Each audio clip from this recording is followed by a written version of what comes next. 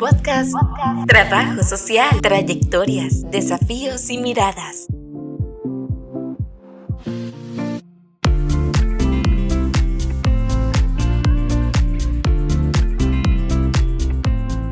Hola, ¿qué tal? Les damos la bienvenida al podcast Trabajo Social, Trayectorias, Desafíos y Miradas.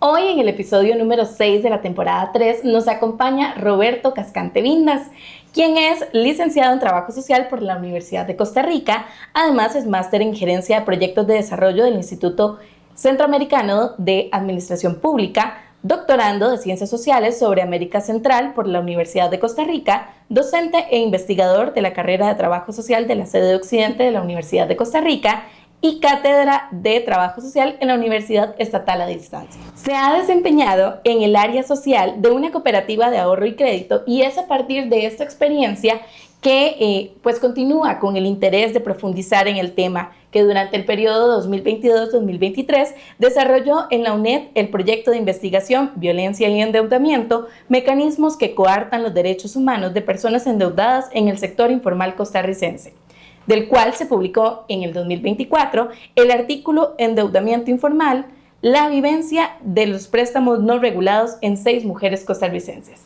Bienvenido, Roberto, un gusto tenerlo en el podcast. Muchas gracias, Francesca. Y bueno, es muy importante también hablar un poco de este artículo que está, ya está publicado, ya lo pueden encontrar en la página de la UNED. De la revista Espiga, de la página de la UNED, Exactamente. Ahí es donde ustedes lo van a poder consultar. Está cargado de información, realmente lo recomendamos. Pero ya para entrar en materia, que la gente pueda pues, conocer más de esto, que es un poco diferente en las ciencias sociales, hablar de trabajo social específicamente en el sector financiero. Yo creo, Francesca, y luego cuando abordo esos temas, que trabajo social y las ciencias sociales tienen una deuda con la deuda. ¿Por qué? Porque en este tipo de sociedad vivimos de la deuda. No solamente vivimos de un ingreso, de un salario, sino que culturalmente, social y económicamente, la deuda forma parte de nuestras vidas, formal o informal. Entonces, creo que esta inquietud de un tema tan cotidianamente naturalizado y el hecho de estar en un espacio profesional y ver gente endeudada y sobreendeudada y ver la informalidad emergiendo, eso despertó ese interés investigativo en mi persona. Ok, hablando de este interés que se despierta, ¿cómo llegamos específicamente a esa investigación? Muy bien. Casualmente, cuando tuve la experiencia en el sector cooperativo, trabajaba en un programa de estabilidad financiera que trabajaba con educadores y educadoras que estaban sobreendeudados. Si bien eran personas endeudadas en el sector formal, veíamos casos de gente que hablaba al gota a gota y que le prestaba y que le dio a un vecino y que le dio a un familiar. Y había como ese vacío de ¿qué es esto? O sea, ¿qué es esto de lo que estamos hablando? Que no era conocido, hay poca teorización, hay pocas investigaciones.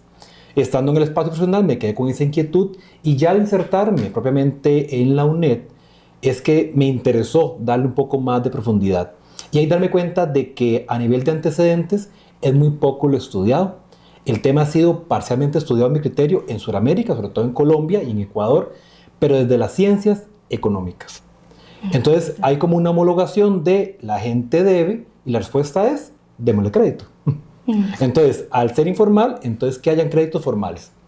Y creo que esa no es la respuesta. La desigualdad va más allá de únicamente el acceso a un crédito. Tiene que ver con un acceso al mercado de trabajo, un acceso a un empleo de calidad y el hecho de que la gente en este contexto se vuelve no rentable para entidades financieras y por ende quedan excluidas de una serie de derechos y también del acceso a un crédito formal. Que acá no es pensar que hay buenos y malos, ¿verdad? El sector formal y financiero también tiene sus críticas, pero hay que saber que en la informalidad el Estado no llega a veces a proteger a las personas. Claro, y cuando usted ingresa a esta investigación, ¿cómo es el proceso? ¿Cómo llegamos a eso? ¿Qué metodologías se utilizaron? Y también los puntos de partida, porque como usted bien dice, es principalmente ciencias económicas las que se encargan de hacer estos estudios. Yo creo que algunos de los esfuerzos que he tratado de ir desarrollando en estos años es encontrar un espacio, yo digo yo como un asidero para entender ese tipo de situación. Y he ido como migrando, desde hablarlo de los derechos humanos, desde García Canclini, del consumismo, y en la actualidad tratando de hablarlo más desde la desigualdad de ingreso o de excedente. Entonces, es tratar de darle una mirada desde un enfoque más social. ¿Qué pasa? A la hora de abordar este estudio o este objeto de mi interés, hay pocos antecedentes y los pocos que hay, yo digo que uno se mete como en la cueva del lobo. No es mi área. Son otras ciencias hablando de un tema de una forma muy sencilla. La gente accede acá, entonces pidámosle o prestémosle en la parte formal. A nivel teórico hay poca teorización. Si bien hay estudios de la deuda, hablan mucho de la deuda de los países, a nivel más de la macroeconomía. Y en la microeconomía queda como descuidado. Si veía las estadísticas, no hay mucha estadística. Hay esfuerzos aislados, por ejemplo, de la Oficina del Consumidor Financiero, que ha hecho algunos estudios. El INEC parcialmente, en mi criterio, ha metido el tema, pero que ha invisibilizado en muchas deudas, y creo que no son iguales, en mi criterio no todas son iguales. Y entonces, hay la inquietud de ir migrando. En ese artículo lo que yo quería era evidenciar, porque estábamos en un momento en el que comenzaban a surgir muchas noticias del gota a gota, de los mecanismos coercitivos, del cobro, que en Sudamérica es muy común. En Costa Rica apenas estábamos hace 2 o 3 años empezando, ahorita lo vemos más común todos los días. Y ver cómo esa violencia se convertía en un mecanismo que coartaba a las poblaciones. Yo siempre he dicho que la deuda le resta libertad a las personas, de alguna manera. Es un ejercicio de poder y no solamente es reflejo de un acto, sino de una serie de privaciones y derechos de esa persona. Porque no solamente es que la persona se endeuda porque quiere, es que no es un asunto de elección, es un asunto de oportunidades. Y si yo estoy excluido del sector del derecho a la educación, si estoy excluido del mercado de trabajo, eso crea, coloquialmente digo, como un caldo de cultivo para que sea la informalidad el espacio en el cual pueda tratar de satisfacer mis necesidades de vida, y si no tengo un salario, ocupo pedir prestado. Entonces es como se alinean los elementos para que la gente sea casi que empujada a tener que pedir en el sector informal. Claro, ¿y cómo lo podemos definir? Porque conocemos la definición más práctica que dan justamente estas otras áreas que investigan, ¿verdad? Y que ya lo tenemos súper claro. Lo formal, los bancos, lo informal, lo que te vas a encontrar en la calle, ¿verdad? Eso es lo primero que tal vez a muchas personas se nos viene a la mente. Pero ¿cómo podríamos definir el endeudamiento informal y el endeudamiento formal? Vamos a ver, esa fue una inquietud que yo traté de hacerme porque inclusive cuando yo revisaba antecedentes o le hablaba a la gente del tema, me hacían unos enredos, por así decirlo. Entonces, al final, con la experiencia de Costa Rica y revisando mucho lo que es marcos normativos y expresiones, por así decirlo, reguladas y el rol del Estado, yo llego a tipificar el endeudamiento en 4 grandes categorías. Entonces, podemos hablar 2, formal e informal. En el caso de Costa Rica tenemos lo formal regulado. ¿Quién regula? La SUGEF, la Superintendencia General de Entidades Financieras, que establece lineamientos para bancos públicos, privados, cooperativas, y hay toda una normativa que establece cuánto puede prestar, cuánto no puede prestar, que hay reportes, etc. Hay entidades formales en Costa Rica no reguladas. Entidades como algunos supermercados, no voy a decir ningún nombre, entidades, por ejemplo, como casas o empresas de compra de electrodomésticos, que usted ve que ahora le prestan en todo lado, pero su jefe no los regula. Hay otros mecanismos más desde el derecho comercial, más desde el MAKE, que regulan eso, pero son formales. Igual están en la formalidad, nada más que hay no regulados y no regulados. Inclusive hay asociaciones solidaristas que no están reguladas. Entonces vean que también hay un espectro.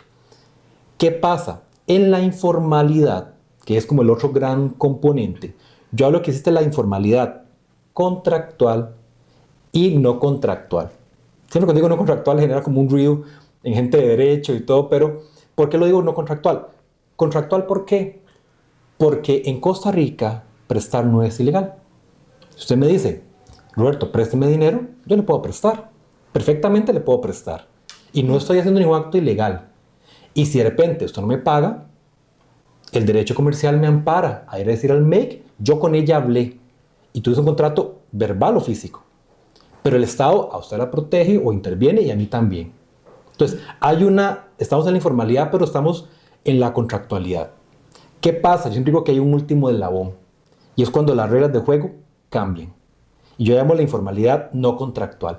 ¿Por qué? Porque son esos espacios en los que las reglas están dictadas por el prestamista. Y ahí es donde está la figura del gota a gota. Entonces, ya no es que usted me dijo, no, es que yo decido. Yo decido cuánto le cobro. Y ahí es donde están las personas que entrevistaba y que yo trataba de ver esa dualidad formal e informal. Les decía, bueno, ¿cuánto pidió? Pedí 500,000 colones. ¿Cuánto paga tasa de interés? Lo que el prestamista diga. ¿Por cuánto tiempo?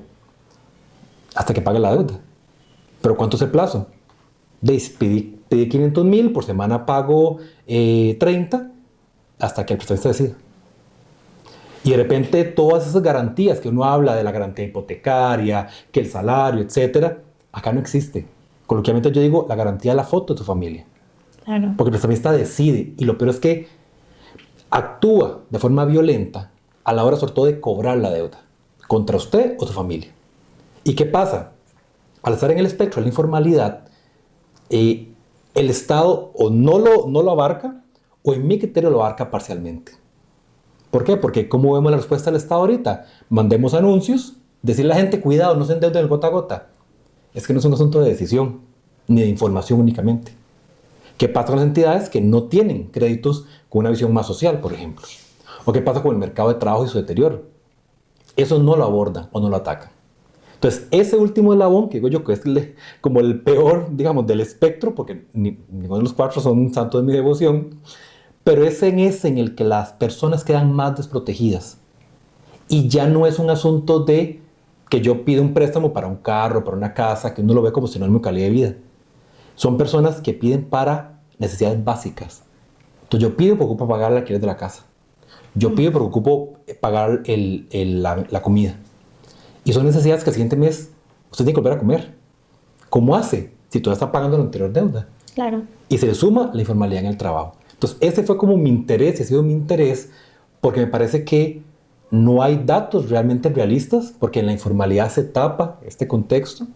Los datos nos dan un cierto esbozo, y son temas que en las ciencias sociales no hemos abordado con esa profundidad, y que se hablan en algunas cotidianidades o espacios más excluidos todavía. Entonces, para uno es como un reto ese asunto. Totalmente. Y continuando con esta línea de que Costa Rica recientemente es que estamos encontrando ya pues más frecuente la forma de préstamos informales y demás. ¿Qué está haciendo o cuál es la respuesta estatal desde el análisis que se dio en esta investigación de la respuesta estatal ante esto? Porque estamos hablando de que también el Estado vela ¿verdad? Relativamente por el bienestar de sus habitantes, pero entonces ¿cómo el Estado está respondiendo ante algo que más bien se está saliendo de las manos y que se está volviendo tal vez una problemática? Vamos a ver, si bien el artículo tal vez no fue el foco, lo medio abordaba, lo que he venido estudiando ya a nivel de doctoral es efectivamente qué hace el Estado. O sea, qué hace el Estado ante un fenómeno que no es solamente económico, de únicamente un acto de dinero que se mueve, sino también un asunto social de desigualdad. Lo que me han dicho la revisión a nivel nacional e internacional es que la respuesta tendencialmente han sido tres. Uno, la respuesta de la llamada inclusión financiera. Entonces, si usted está excluida del sector financiero, incluyámosla. Volvámoslo usted una persona bancarizable. Y en el caso de Costa Rica, la inclusión se ha dado sobre todo en temas de acceso a cuentas, ahorro. Es el crédito la barrera. ¿Por qué? Porque usted es una persona riesgosa. Usted no tiene garantías. Usted no tiene estabilidad. Inclusive, en mi criterio, las entidades que Costa Rica ha creado como Banca para el Desarrollo, que tratan de tener un enfoque más social, terminan reproduciendo la lógica del mercado de qué tan riesgoso es usted, qué tanto le puedo prestar. Entonces, ha estado la respuesta de la supuesta inclusión financiera, que no siempre ha llegado a tener sus resultados tal cuales. Y incluso el Banco Mundial tiene estadísticas, se mide, todo eso, pero hay que saber leer qué entendemos por inclusión y si es únicamente el acceso a servicios, como ahorro o una cuenta, o es el acceso a crédito, que es como el meollo en el asunto, siempre es el meollo. La segunda respuesta la llamo yo la respuesta punitiva. Y entonces, prestar no es un delito, pero sí los mecanismos coercitivos del cobro. Entonces, al crear una ley, ya eso se vuelve prohibido y eso no va a suceder. El Estado en su lógica piensa que por haber una ley, ya eso no sucede. Y entonces el OIJ ha comenzado a medir, por ejemplo, cuántas personas se endeudan en el sector informal, y el Código Penal incluyó, por ejemplo, este tipo de cobros. Pero es que el hecho de que haya un marco normativo no significa que la realidad cambia tal cual. Sin embargo, esta ha sido una de las recetas que se han dado en muchos de los países. Y la tercera respuesta que han liderado las entidades financieras es la llamada educación financiera. ¿Qué significa esta educación financiera? En pocas palabras, que usted está mal educado. Es que usted no sabe administrar bien sus finanzas. Es que usted tiene un perfil de consumo inadecuado. Se da una responsabilidad sobre el sujeto y su familia. ¿Y por qué digo que en el caso de Costa Rica lo ha liderado entidades financieras? Costa Rica no hay una política de educación financiera. Han habido esfuerzos, pero no hay una política tal cual. Y lo que ha hecho, por ejemplo, el MEIC desde el año 2019 es liderar o delegarle a entidades financieras aborden iniciativas de educación financiera para algunos grupos. Pero eso termina, lastimosamente, en algunos casos responsabilizando a la persona. ¿Por qué? Porque el Estado no hace, el Estado no educa financieramente, lo entrecomillo, y se lo delega a las entidades financieras, que en su espectro y en sus diferentes paradigmas terminan enseñando a la gente, pero o de una forma que las responsabiliza, las culpabiliza, o únicamente administrando los recursos, administrando una tarjeta, que eso va más allá. En el caso de Costa Rica, ha existido hace algunos años en el Ministerio de Educación Pública una mesa de educación financiera que está liderada por una banca privada, en Centroamérica muy famosa, que es la que genera la mayor cantidad de tarjetas de crédito. Entonces, ¿cómo estamos enseñando? Que eso fue un cambio que se dio en el programa de estudios de educación para el hogar, pero lo lidera una entidad que por un lado quiere enseñar financieramente y por otro es la que más endeuda. Es como contradictorio en mi criterio. Totalmente. Y aquí podemos ver cómo también se entrelaza el endeudamiento y los derechos humanos, que eso es un punto de análisis que ya vamos a comentar, pero ahorita vamos a ir a una pausa y continuamos con más del podcast Trabajo Social.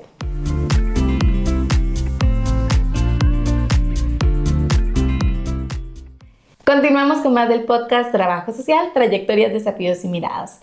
Hoy en el episodio número 6 nos acompaña Roberto Cascante Vindas para hablar sobre el endeudamiento informal, un análisis que se hizo desde Trabajo Social y el artículo ya está disponible en la revista Espiga de la Universidad Estatal a la Distancia.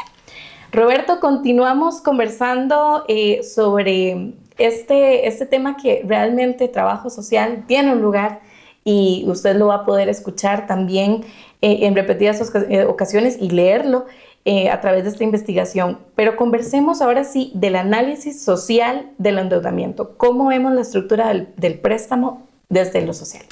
Tendencialmente, cuando hablamos del endeudamiento, vemos que hay como diferentes actores, la persona o entidad prestamista y el prestatario. Y puede ser que el financiamiento venga de otro actor. Hay algo muy interesante en este último eslabón de lo informal no contractual que yo menciono y he venido abordando. Hay diferentes relaciones y estructuras. Podemos hablar de una relación bipartita.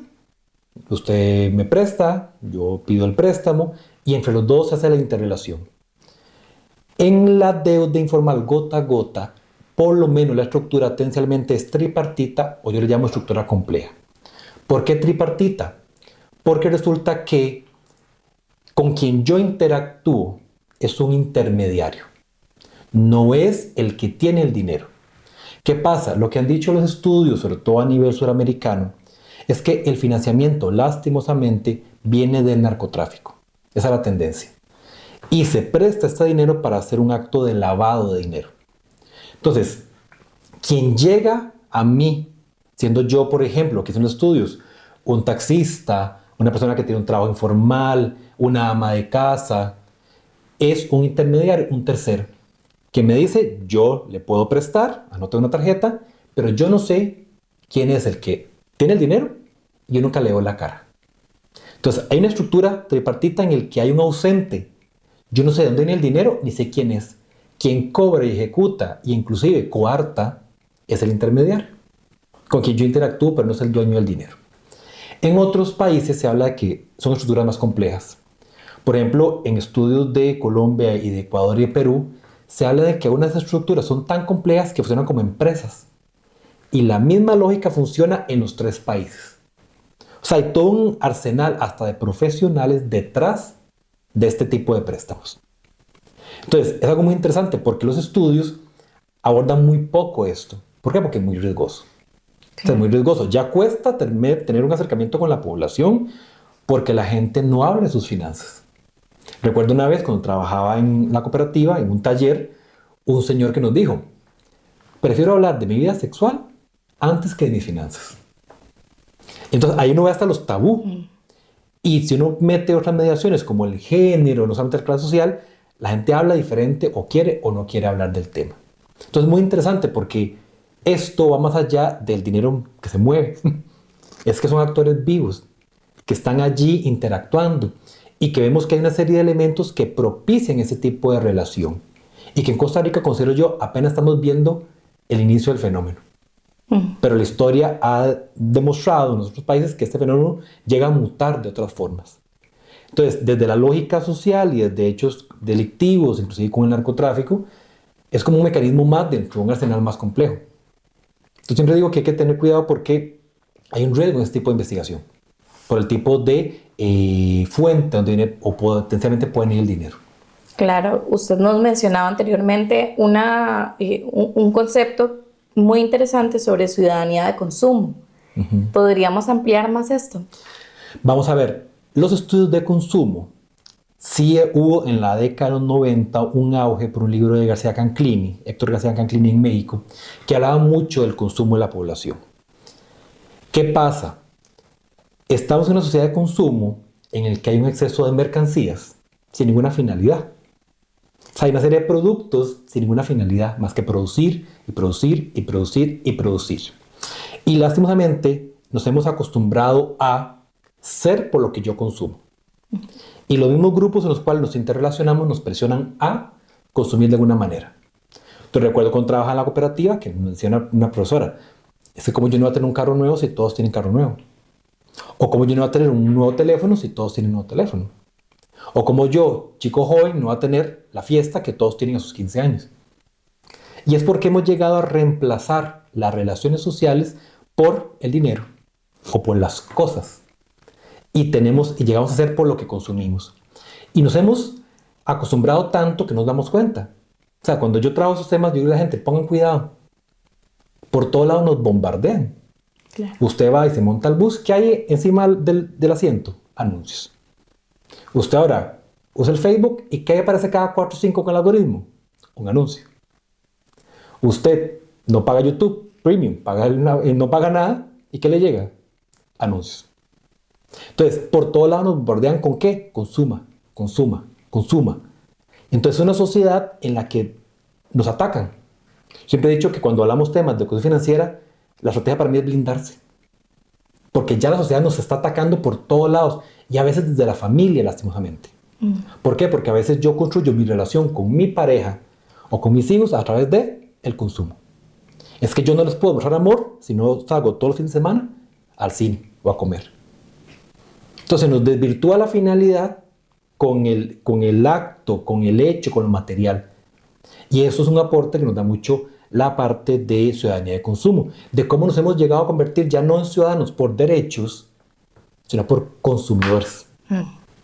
Que ahí también podemos hablar de cómo se vulnera cierta población, porque podríamos hablar de un sobreestímulo de estilos de vida, de estatus social, estatus también de bienes materiales y demás, y siempre queda una población que no entra como en ese canon, ¿verdad? Que se vende tanto y sobre todo ahora en el marco de las redes sociales y la tecnología, que es algo terrible.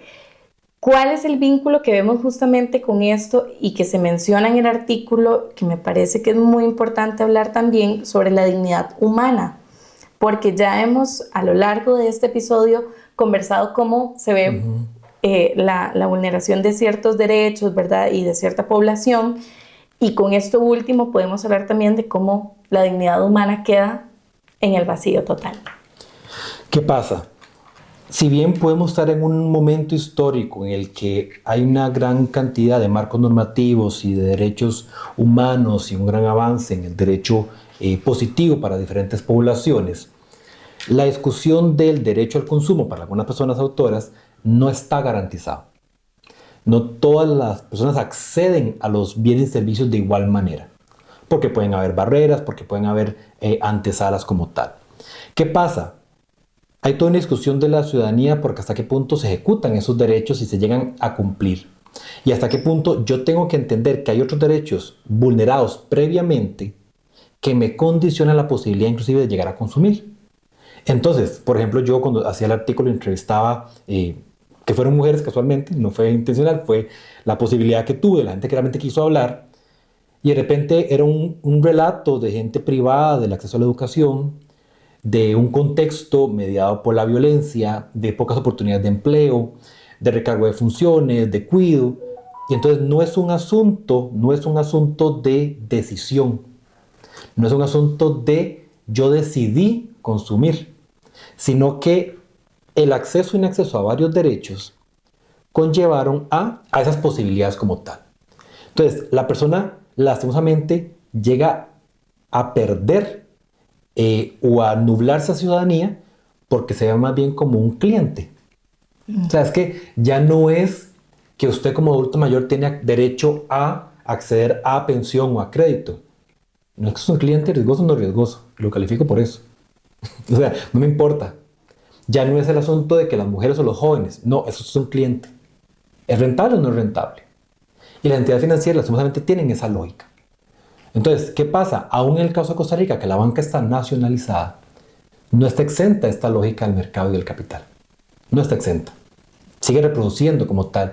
Y el sector financiero reproduce claramente un interés de financiarización de las relaciones, de producción de mercancías, de consumir por consumir, porque la lógica es eso.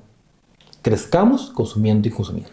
Claro, y hay un aspecto deshumanizante también porque te piden una cantidad de requisitos y simplemente eres la cantidad de requisitos, ¿verdad? Hay papeles que poder recaudar ahí para ir a solicitar el crédito, cosa que no sucede tal vez en el préstamo informal, que simplemente es hábleme de su vida, coménteme, y es incluso más práctico. Yo necesito la plata mañana se la tengo.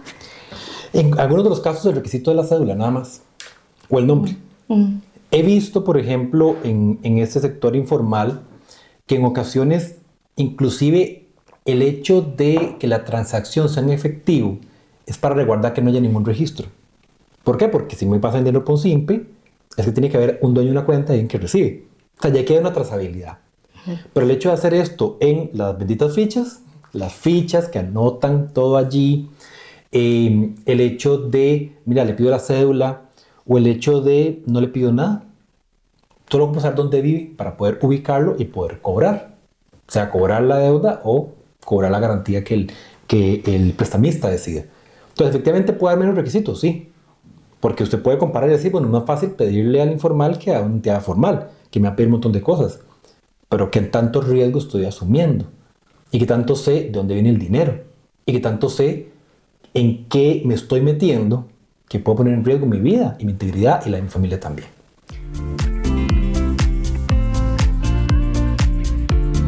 Recordamos que proyectos de acción social como el podcast son gracias al Fondo Especial para la Educación Superior, FES. Roberto, continuamos con esta conversación tan rica en contenido y en todo lo que hemos podido ver a lo largo del episodio, ya haciendo un cierre con todas las reflexiones que podemos encontrar a partir de esta investigación. Sabemos que es una investigación bastante extensa, pero ¿cuáles son esas reflexiones finales que quedan de este producto? Yo creo que como parte de las reflexiones queda todavía el reto desde las ciencias sociales de entender que es un objeto que hay que seguir profundizando. Yo creo que tenemos que seguir innovando. Hay discusiones no dadas. Por ejemplo, hay aportes del feminismo en el estudio de la deuda que no han sido explotados en Centroamérica. Hay articulaciones del acceso al sistema financiero o a la deuda mediado por la etnia, por ejemplo, no solamente por la clase social. hay mucho nicho para el cual profundizar. Yo creo que un segundo aprendizaje y reflexión es que es un tema que en trabajo social ha estado siempre presente, pero que hemos pasado por alto. Siempre que hemos trabajado en el sector asistencia, hemos visto ingresos y gastos. Pero ¿será que estamos entendiendo el manejo de la deuda? ¿Será que comprendemos la magnitud de hablar de una deuda informal cuando una persona, una familia me habla de que le dé un prestamista? ¿O será que incluso estoy viendo violencia o derechos invalidados o culpabilizando al sujeto por una mala decisión? Y yo creo que la última reflexión es algo muy personal, que cada quien tiene como que apropiarse, es el hecho de que nos bombardean de todas partes. Nos bombardean por consumir, nos bombardean por tener mercancías que no vale la pena, nos bombardean por una sociedad en la que hay una orientación de sustituir la importancia de satisfacer necesidades básicas por mercancías únicamente.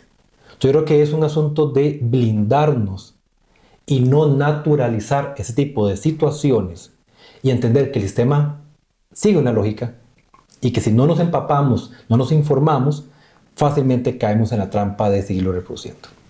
Gracias, Roberto, y gracias también por acompañarnos en este episodio, por darnos todo este contenido tan bonito, que también invitamos a las personas a que puedan consultar nuevamente el artículo en la revista Espiga de la Universidad Estatal de la Distancia, y también dejar acá en el podcast todos los comentarios, todas las inquietudes que les hayan quedado, algunas dudas. Nosotras y nosotros se los haremos llegar a Roberto para que él también nos pueda ampliar el panorama sobre esto que es un tema tan nuevo para las ciencias sociales. Esperamos que hayan disfrutado el podcast y recuerden visitar las páginas de la Escuela de Trabajo Social, donde estaremos publicando más.